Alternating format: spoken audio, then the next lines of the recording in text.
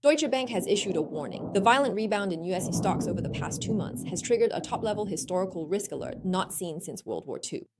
From April to May, the S&P 500 surged by 16%. If US stocks continue at this pace for the rest of the year, it will mark 4 consecutive years of double-digit gains, a level of extreme frenzy not seen in over 30 years since the dot-com bubble burst in the 1990s. Since World War II, this kind of surge has only happened 4 times, 3 of which were recovery rallies following the end of economic crises or recessions. The COVID-19 rebound in 2020, the bottoming out after the 2009 financial crisis, and the rebound after the 1975 oil crisis. All of these were rebounds after severe declines. The only remaining instance which was an abnormal scenario was the crash in 1987, specifically the final frenzy before Black Monday that year. During that crash, the S&P plunged by 20% in a single day. Right now, it feels like a déjà vu.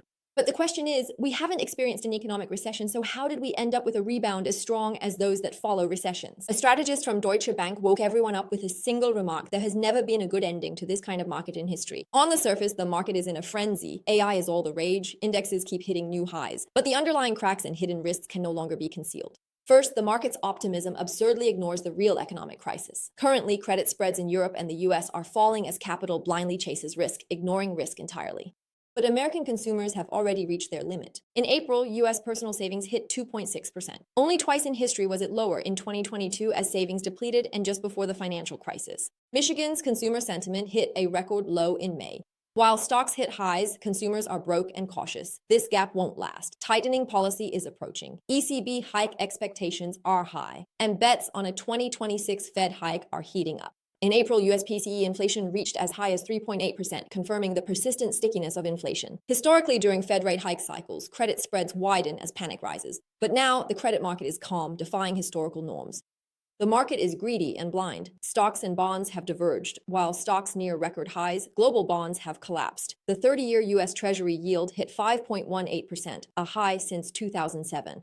The yield on the 10-year German Bund has hit 3.19%, setting a new record since 2011.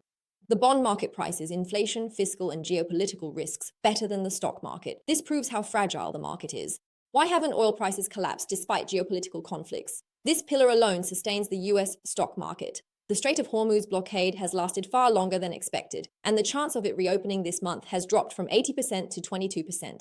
Yet oil futures remain stable, with little increase. This stability means the market hasn't priced in stagflation risk, keeping US stocks strong. If geopolitics escalate and oil prices spiral, current optimism will collapse.